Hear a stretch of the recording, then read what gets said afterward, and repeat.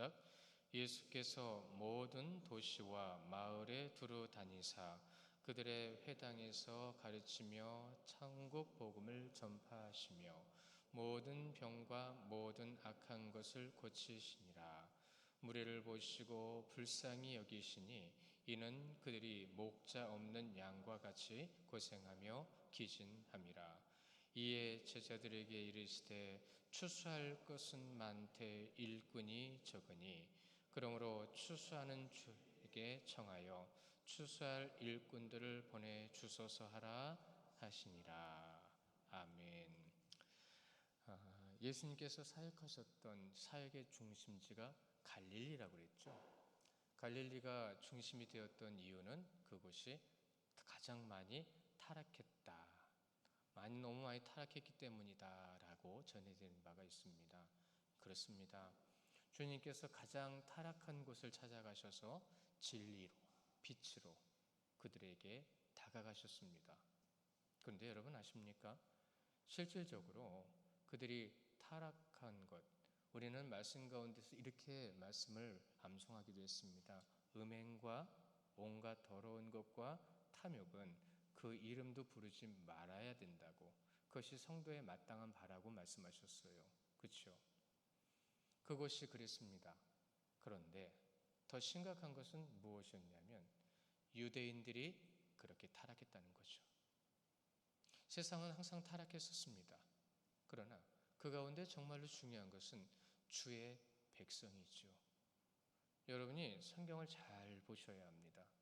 성경 가운데 구약의 전체를 보더라도 하나님께서 누구를 찾아가셨죠? 하나님께서 부르시고 택하신 자를 찾아가셨죠. 그들이 타락하는 것을 통해서 세상의 모든 것을 움직이셨어요. 누구를 위해서요? 주의 백성들이 깨닫게 하기 위해서요. 그런데 지금 신약으로 왔습니다. 그런데 신약에서 주님께서 친히 이 땅에 오셔가지고 누구에게 가셨다고요? 갈릴리에 있는, 오늘 말씀해 보시면 35절의 시작이 이렇게 돼 있잖아요. 모든 도시와 마을에 두루 다니사라고 말씀하셨죠. 모든은 아니잖아요. 갈릴리 지역이었잖아요. 근데 여기에 모든이라고 하신 말씀이 무엇을 의미하는 거냐면 주님의 복음은 그렇게 전해졌습니다. 그리고 예수님께서 십자가에 못 박혀 돌아가신 후에 제자들은 그것을 진짜 이루었습니다. 이것을 의미하는 거예요. 사람들은 문자적으로 따져서 문제를 일으키지만 그 말씀의 의미와 뜻을 더 깊이 알게 되면 그럴 필요가 없어요. 우리는 모든 말씀을 보고 모든 말씀을 이해하고 모든 말씀의 믿음에 굳건한 의지와 믿음의 신념입니다. 세상의 신념이 아니라 내 그 믿음을 지키겠다라고 하는 내 다짐이 온전히 세워져야 합니다. 그것이 그리스도인이에요. 주님의 사역은 오늘 말씀에 분명히 기록되어 있죠. 세 가지. 뭐라고 그랬죠? 가르치시는 것, 전파하시는 것, 고치시는 거라고 그랬어요. 그렇죠?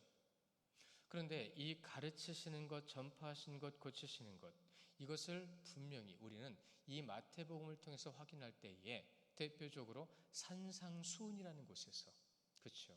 산상에서 수훈을 주셨어요. 누구에게요? 분명히 성경은 기록하고 있습니다. 제자들에게라고요. 제자들에게 보여주신 그 말씀을 우리는 이렇게 또 말씀에서 확인한 바가 있습니다. 로마서 1장 16절 말씀 기억나시죠? 암송도 하셨는데 우리 자막으로도 같이 보실 건데 큰 목소리로 함께 우리 읽어볼까요? 시작. 내가 복음을 부끄러워하지 아니하노니 이 복음은 믿는 자들에게 주시는 하나님의 능력이 됨이라. 먼저는 유대인에게요, 그리고 헬라인에게라. 아멘. 내가 복음을 부끄러워하지 아니하노니 이 복음은 모든 믿는 자들에게 구원을 주시는 능력이 됨이라. 먼저는 누구에게요? 유대인에게요. 다음은 누구죠? 헬라인에게죠. 이 말씀을 우리가 조금 더 깊이 들어가 보겠습니다. 하나님을 믿는다고 한다면 주의 말씀이 부끄러우면 안 되죠. 그런데 원문으로 주님께서 말씀하신 이 부끄러움이라는 것은 굉장히 강한 강조의 의미입니다. 무엇이냐면 나는 부끄럽지 않아. 나는 절대로 부끄럽지 않아. 이것이 무엇이냐면 나는 주의 말씀을 자랑할 수 있어. 우리는 주의 말씀을 자랑할 수 있나요? 그것을 믿는 자들에게 구원을 주시는 능력이라고 하셨습니다. 오직 주의 말씀, 하나님의 말씀, 그분의 말씀을 조금이라도 부끄러워한다라면 자랑 못하는 거죠. 자랑할 수가 없는 거죠. 또한 주님께서 먼저 택하신 자가 누구라고요? 유대인이라고요. 하나님이 택하신 백성이었죠. 그러나 결국은 그 말씀은 어디로 흘러갔나요? 유대인에게 흘러갔습니다. 아니요, 헬라인에게 흘러갔습니다. 왜죠? 유대인이 순종하지 않았기 때문에. 우리가 정말로 하나님을 온전히 믿고 따른다고 한다면 주님께서 가르치시고 전파하신 것, 그것을 통해서 우리는 천국을 알게 됐습니다. 그리고 나서 주님께서 무엇을 친히 보여주셨죠? 고치심을 보여주셨습니다. 그 고치심을 보여주시는 모습 가운데 여러분 잘 생각해 보십시오. 제자들은요, 주님이 가는 곳마다 유대의 규례와 율례와 법도를 지키셨나요? 넘어서셨나요? 여러분, 안 지킨 게 아니라 넘어서신 거예요. 그들이 하지 못하는 것을 직접 주님께서 하셨단 말이죠. 잘 보세요. 제자들은 유대인들이 대부분이었지만 아무 말 안 했습니다. 왜 그랬을까요? 말씀의 권위, 주님의 말씀이라는 것을 그들은 들었고 그 복음이 전파되는 것을 보았고 그리고 그 증거로 치유되는 놀라운 역사를 보면서 그들은 잠잠했습니다. 우리는 주의 말씀을 알고 본다고 한다면 그 말씀에 대한 반응이 어떠해야 되는지 알고 있어요. 질문 드릴게요. 여러분은 어떠십니까? 주의 말씀을 보고 듣고 아는 것처럼 그렇게 반응하십니까? 아니면 주의 말씀은 말씀대로 내 말은 내 말대로 행하고 보여주고 계십니까? 오늘 우리 성찬식에 참여했어요. 성찬식의 가장 중요한 의미도 말씀을 드렸습니다. 여러분 잘 보세요. 우리가 산상수훈 이후로 폭풍우를 잠잠하게 하게 하신 사건 말고 9장까지 8가지의 기적을 보여주셨습니다. 표적을 보여주셨습니다. 그 8가지의 표적의 목적은 뭐였죠? 그 기적의 목적은 뭐였습니까? 치유의 목적이 있었습니까? 말씀의 목적이 있었습니까? 예, 말씀의 목적이 있었습니다. 그런데 그 말씀을 통해서 주님은 뭘 알려주신 거예요? 내가 예수 그리스도다. 예수님이 누구신지를 알려주셨단 말이죠. 그럼 우리는 그 8가지, 폭풍까지 포함하면 9가지의 주님께서 보여주신 놀라운 사건을 우리는 또 접함을 통해서 정말로 주를 예수 그리스도로 얼마나 고백하게 됐나요? 이전보다 얼마나 더 주님의 말씀을 붙들고 아버지 앞에 서 있게 됐나요? 여러분 보십시오. 제자들에게 그걸 직접 보여주고 계시잖아요. 그렇죠? 직접 보여주시고 그 직접 보여주신 것을 보고 제자들이 그것을 지금 보고 듣고 배우고 있습니다. 아무 말 없어요. 잠잠합니다. 주님이 행하시는 대로 바리새인들이 와서 아주 비열하게 이간질 시키려고 해도 제자들은 예수님의 말씀의 권위에서 물러서지 않으려고 노력했습니다. 노력한 게 맞은 거예요. 그 모습들을 보면서 주님이 36절에 뭐라고 하셨죠? 무리를 보시고 불쌍히 여기시니, 굉장히 중요한 말이 나왔습니다. 주님께서요, 여기 좀 어려운 이 원문 불쌍히 여기시니라는 것이 한 단어로 나와요. 원문에는 이렇게 되어 있습니다. 에스클랑크니스데, 에스클랑니스데. 좀 어렵죠. 어려운 만큼 의미도 굉장히 깊습니다. 이런 거예요.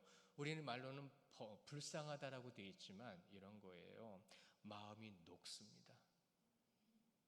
혹시 고소공포증 있는 분들 계세요? 제가 고소공포증 있습니다. 높이 올라가면 다리가 녹아요. 움직이지를 않아요. 굉장히 무섭습니다. 그런데 우리 부모님들 볼까요? 부모님들 보시기에 자녀들 아파하고 힘들어하면 마음이 녹으시죠. 저희 어머니가 제가 아프다니까 대신 본인이 눈물을 흘리시는 모습을 볼 때 제가 이게 엄마 마음이구나. 그런데 그 마음이 녹아요. 또한 이 몸 안에 있는 장기 있죠. 이 장기가 우리나라 말은 환장한다고 그러죠. 뒤틀리고 거꾸로 뒤집힌다는 거. 그것이 얼마나 힘든 건지 경험해 보신 분들은 아실 거예요. 그렇게 마음이 높고 내 몸 안에 있는 장기가 뒤틀려 꼬여서 아프고 힘들 만큼 안타까운 것. 그것이 주님의 마음이에요. 주님은 조금만 있으면 십자가에 못 박혀 돌아가셔야 합니다. 그러면 누구를 놓아두고 가셔야 돼요? 세상에 많은 늑대와 이리가 있는 그곳에 제자들을 놓고 가셔야 돼요. 그런데 제자들이 어떤 이들인지 아세요? 이 세상의 타락한 것 가운데에 그 타락한 것 가운데 세움받은 불쌍한 내 백성들을 어찌할까 하고 안타까운 마음으로 보고 계시는 하나님의 마음, 그것이 바로 이 불쌍히 여기시라는 말씀입니다. 36절 하반절에는 이렇게 말씀하시잖아요. 그들이 이렇게 되어 있습니다. 이는 그들이 목자 없는 양과 같이 고생하며 기진함이라. 구약에 보면 목자 없는 양과 같이 지냈던 시간들이 많이 기록되어 있습니다.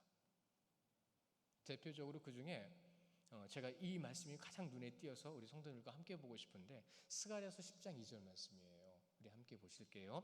시작. 드라빔들은 허탄한 것을 말하며 복술자는 진실하지 않는 것을 보고 거짓 꿈을 말한즉 그 위로가 헛되므로 백성들이 양같이 유리하며 목자가 없으므로 곤고를 당하나니. 아멘. 자, 이스라엘 백성 중에서 끝까지 버리지 않은 우상이 하나 있었습니다. 혹시 기억나십니까? 뭐가 떠오르십니까? 바로 그것이 드라빔입니다.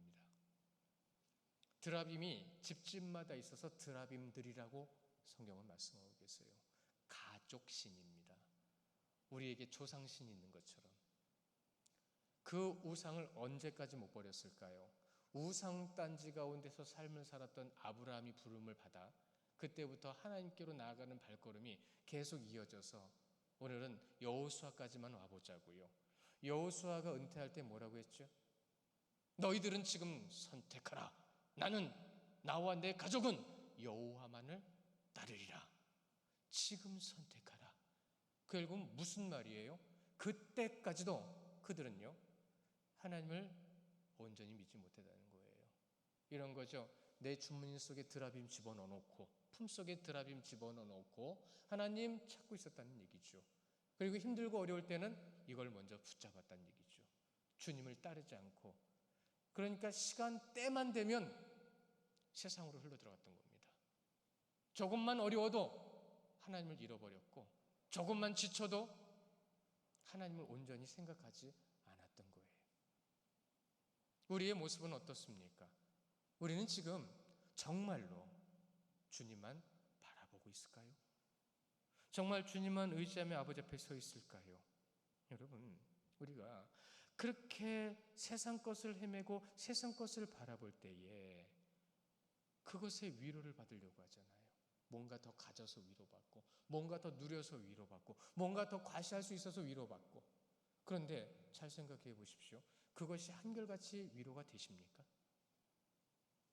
그것이 한결같이 우리에게 주는 것은 또 다른 불안한 힘입니다. 더 가져야 되고 더 누려야 되고. 이러한 어리석은 모습은 결국은 무엇과 같다는 거죠? 목자 잃은 양과 같이 하염없이 불안한 삶을 사는 거죠. 구약과 신약에 지나서 이제 현재에 이르러서 하나님보다 다른 것을 의지하는 모습을 많이 보게 됩니다. 많이 그래요.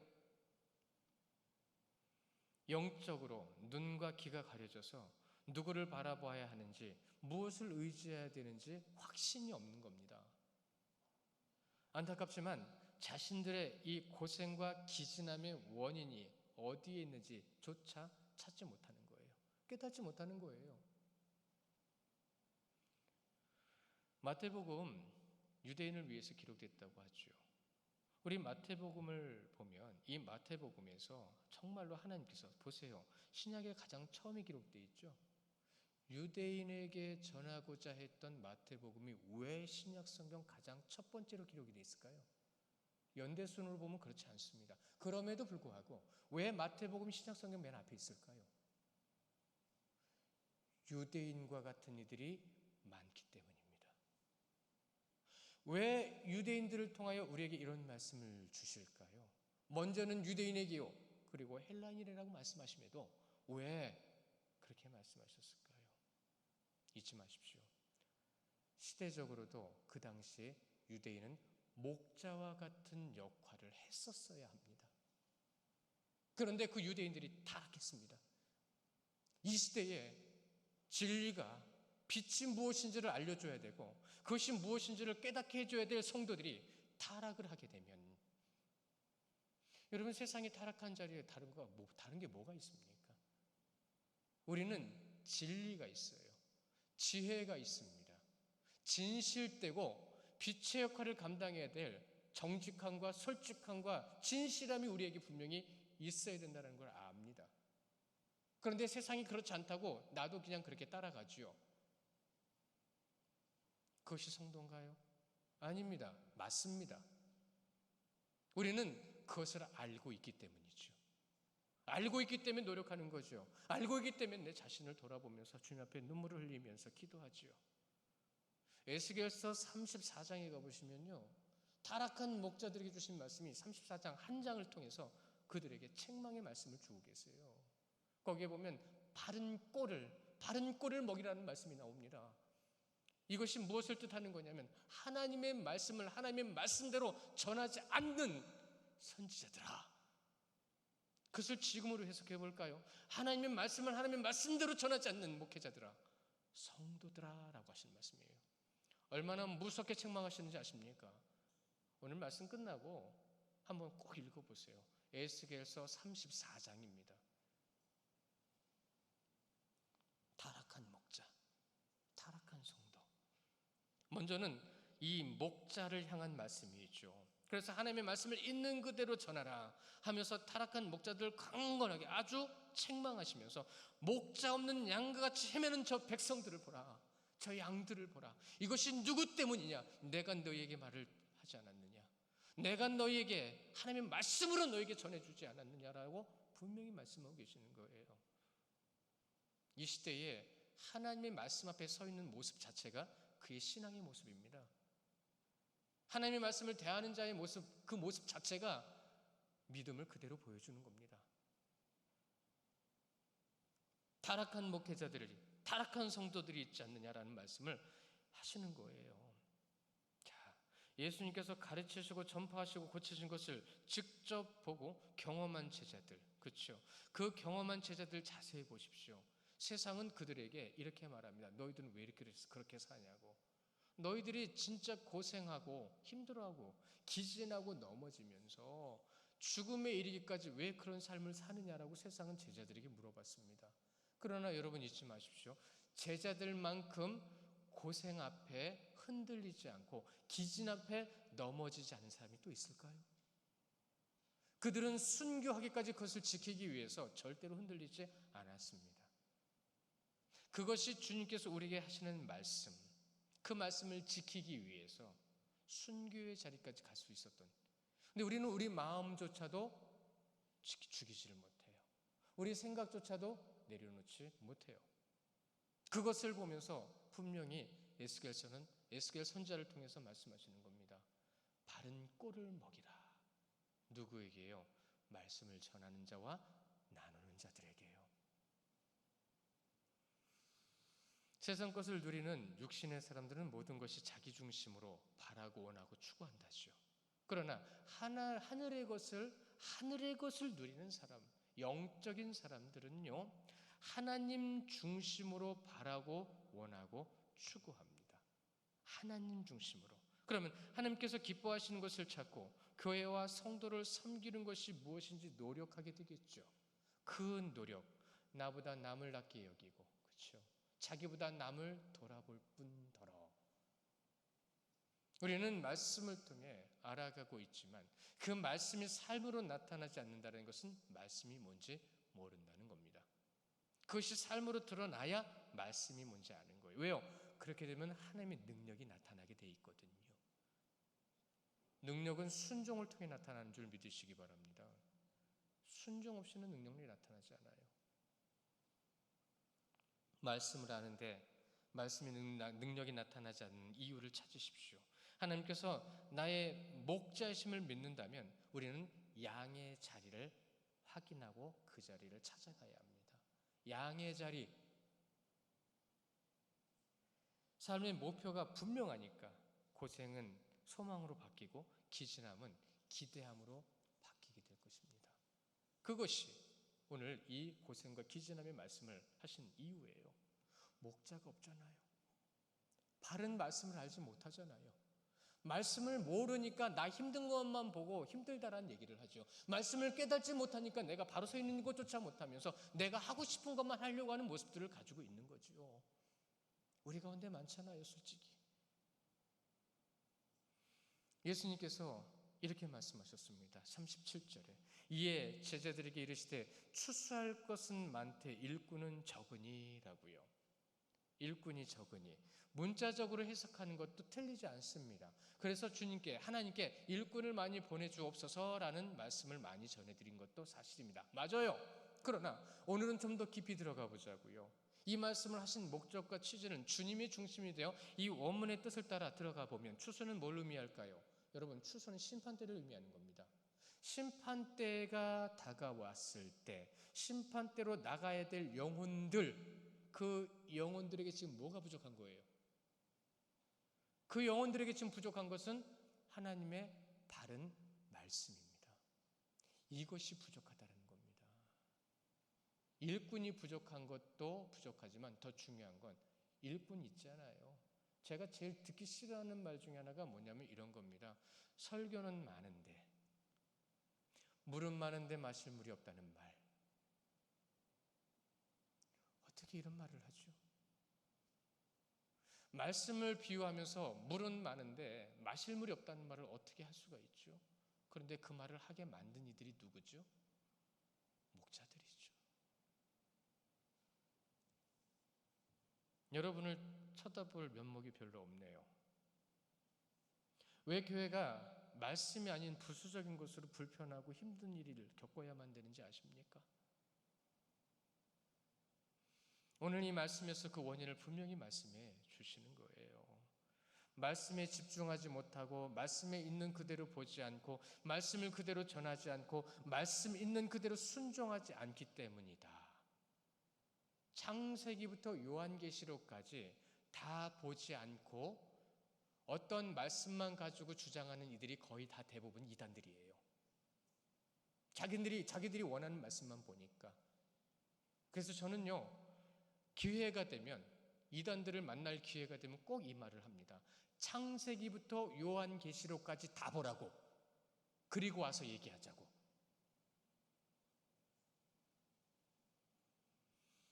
유대인들을 대표하는 이들이 누구예요? 바리새인, 사두개인, 서기관, 제사장, 선지자.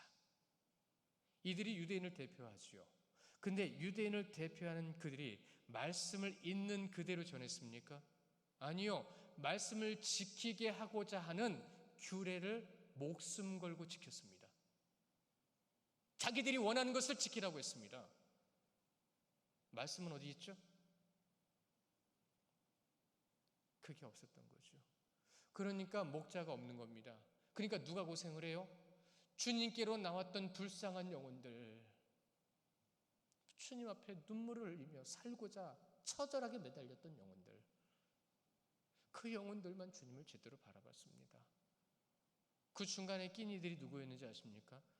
병이 고쳐지고 치유되는 놀라운 기적만 바라보면서 그것만 따라다니는 그런 인간들도 있었어요. 말씀은 듣지 않았습니다. 오직 주의 말씀을 듣는 이들은 누구였어요? 처절하게 목자가 없이 헤매이며 고통받으며 기진한 영혼들. 그 영혼들이 지금 누구를 찾아왔어요? 목자를 찾아왔습니다. 그 목자가 누구세요? 예수 그리스도. 그들만 주님의 말씀을 듣고 순종하여 능력을 경험했습니다. 우리 사도행전 1장 8절 말씀도 암송하셨었죠? 이 말씀 우리 같이 보실 거예요. 시작. 오직 성령이 너희에게 임하시면 너희가 권능을 받고 예루살렘과 온 유대와 사마리아와 땅끝까지 이르러 내 증인이 하시니. 아멘.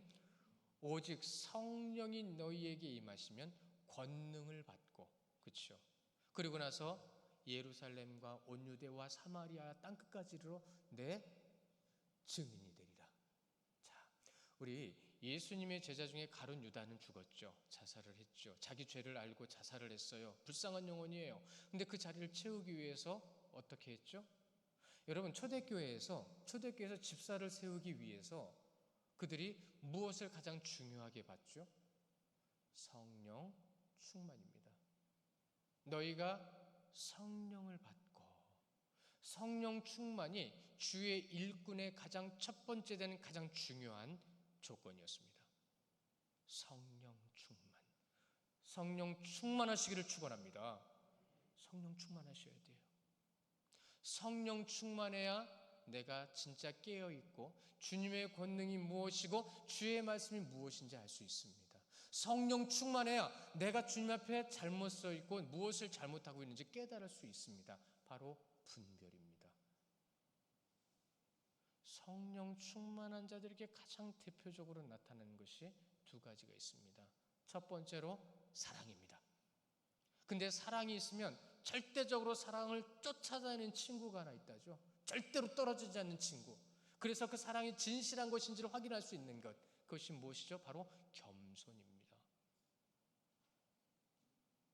사랑도 포장되는 시대라고 얘기를 하죠. 우리가 정말로 주님 앞에 성령 충만할까요? 38절에 그러므로 추수하는 주인에게 청하여 추수할 일꾼을 보내주소서 하라라고 말씀하셨습니다. 추수가 심판대라고 했습니다. 주인은 누구세요? 주님이십니다. 오직 예수님께 무엇을요? 주의 일꾼을 청하라? 아니요. 분명히 앞에서 말씀드렸죠. 무엇이 부족하다라고 그랬어요? 말씀이. 두 가지가 있습니다. 말씀을 똑바로 전하지 않는 이들도 있고 말씀을 똑바로 듣지 않는 이들도 있습니다. 우리는 어디에 속할까요? 말씀을 분명히 전한다고 한다면 그 말씀 가운데 세워지는 성도들이 있을 겁니다. 그런데 그 성도들 안에서 말씀으로 바로 서지 못하는 이들이 많다고 한다면 그 말씀대로 순종하지 않는 모습은 목자 없는 양과 같이 고생하는 심령과 마음과 삶의 모습으로 나타나게 될 겁니다. 어떠세요? 마음이 힘드십니까? 기진하여 지치고 넘어질 것 같으십니까? 목자가 없어서 그러겠죠? 아니요, 내가 말씀을 온전히 따르지 못하기 때문에 그러겠죠. 누구 탓을 돌리겠습니까? 바로 나야, 바로 나. 내가 구원받아야 되기 때문에 주님께서 나에게 역사하시고 성령 충만을 주시고 지금도 말씀하십니다. 오늘 맥주 감사주일이잖아요. 맥주 감사주일, 우리가 절기를 지킬 때 구약에서와 신약까지도 맥주 감사주일은 보리를 추수하는 때로 감사를 드린 절기죠. 그러나 이제는 우리는 주님의 십자가를 통해서 우리에게 이 반년이라는 6개월이라는 시간을 통해서 어떤 열매를 얻었는지, 어떤 열매를 우리가 맺혔는지에 대해서 돌아보는 것이 이때의 절기의 가장 중요한 의미가 될 것입니다. 사랑하는 성도 여러분, 여러분은 어떤 열매를 맺으셨습니까? 정말로 우리가 성찬식에 참여하는 교회 성도의 모습으로서 어떤 열매를 주님께서 기뻐하시도록 맺고 계십니까? 그것이 성도입니다. 그것을 통해서 열매를 맺었는지 맺지 못했는지 고민하는 것이 성도입니다. 잊지 마십시오. 주님의 십자가를 알기는 알아도 주님의 십자가를 온전히 지키며 그 십자가 앞에 자복하는 이는 하나도 없습니다. 만약에 진짜로 주님의 십자가, 그 십자가를 지고 있다고 한다면 여러분, 교회는, 이 세상은 벌써 바뀌었을 겁니다. 저도 가끔은 그런 생각을 해요. 지치고 피곤하니까 오늘은 좀 더 쉬자. 피곤하고 지치니까 오늘 말씀 조금만 덜 보자. 오늘은 배고프고 오늘은 힘드니까 오늘은 조금만 더 쉬고 자자. 사실 저도 많이 그래요. 그러다가 어떨 때는 너무 놀래가지고 좀 더 해야지 하면서 어떻게 준비하다가 새벽 11시, 12시까지 앉아있을 때도 있어요. 그럼 당연히 그 다음날 아침에 또 피곤하겠죠. 그럼 또 그래요. 마음은 원이로되 육신이 연약하구나. 이게 인간이지. 주님 아시죠? 주님은 여러분을 다 아십니다. 잊지 마세요. 그러면 그 주님 앞에 여러분은 어떤 열매를 맺어야 될지 또한 알고 계십니다. 남은 반년 주님께서 기뻐하시도록 그 기쁨의 열매를 맺으실 때에 그 놀라운 기쁨이 여러분의 삶을 더 부요하게 사랑과 은혜로 충만하게 되시기를 주님의 이름으로 축원합니다. 이 시간 기도하겠습니다.